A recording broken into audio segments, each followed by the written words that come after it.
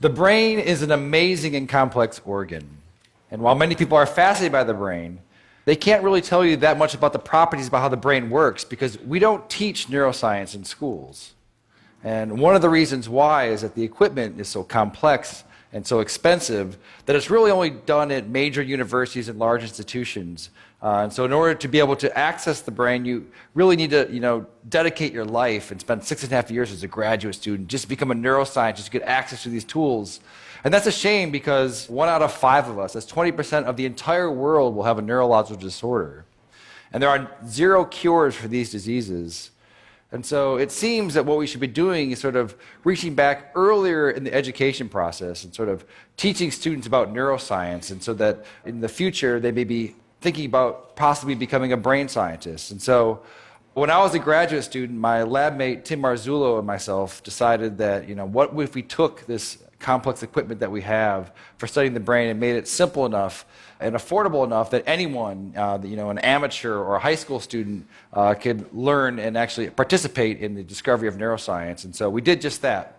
A few years ago, we started a company called Backyard Brains, and we make DIY neuroscience equipment. And I brought some here tonight, and I want to do some demonstrations. You guys want to see some? All right. So I need a volunteer. So right before, what is your name? All right, Sam. I'm going to record from your brain. Have you had this before? No. Okay. All right. I need you to stick out your arm for science. Roll up your sleeve a bit. All right. And so what I'm going to do, I'm putting electrodes on your arm, and you're probably wondering, I just said I'm going to record from your brain. What am I doing with your arm?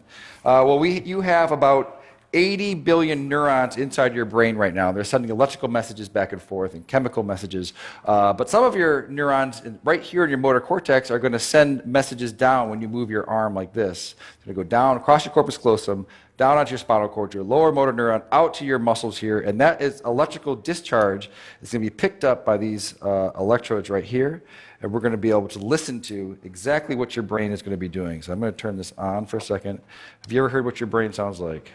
All right, let's turn it on. So go ahead, go ahead and squeeze your hand. All right, so what you're listening to, so this is your motor units that are happening right here.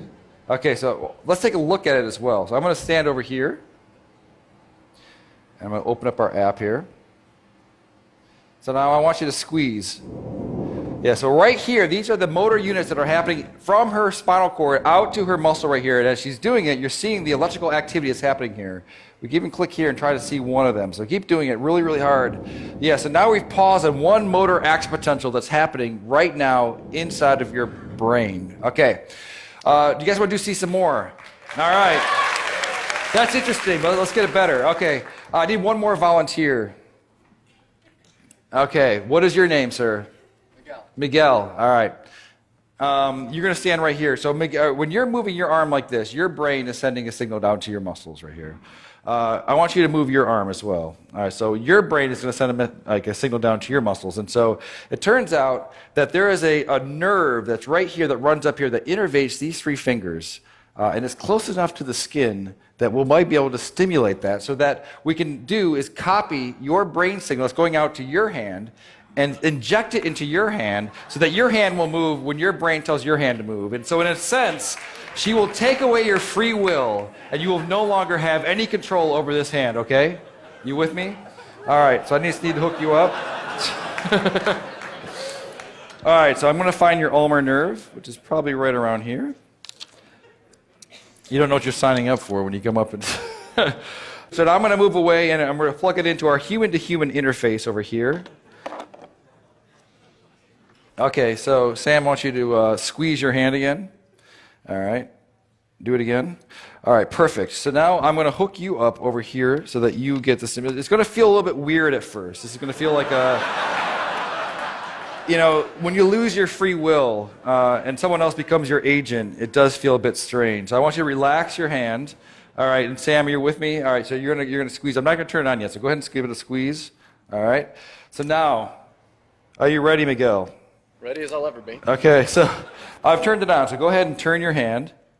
Do you feel that a little bit? No. Okay, do it again. No, a little bit. A little bit? Okay, so relax. No, hit it again. Okay. Oh, perfect. All right, so relax. Do it again. All right, so now... All right, so right now, your brain is controlling your arm, and it's also controlling his arm. So go ahead and just do it one more time. All right, so that's perfect.